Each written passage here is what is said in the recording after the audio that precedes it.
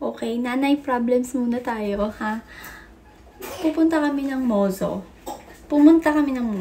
Kasi, bago kami pumunta doon, ang bala ko, bibili ako ng skincare, tapos bibili ako ng makeup, kasi nga, gusto ko yung medyo may kulay na makeup, tapos, bibili ako ng belt, ganun. Bibili ako ng gamit ko. Ang ending, ito yung mga nabili namin. Okay.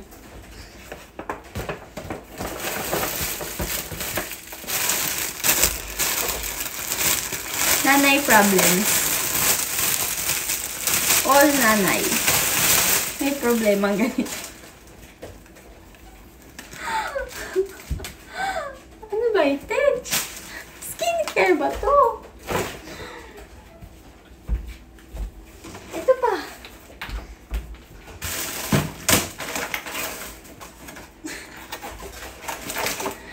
Grocery ng pagkain. Ayan.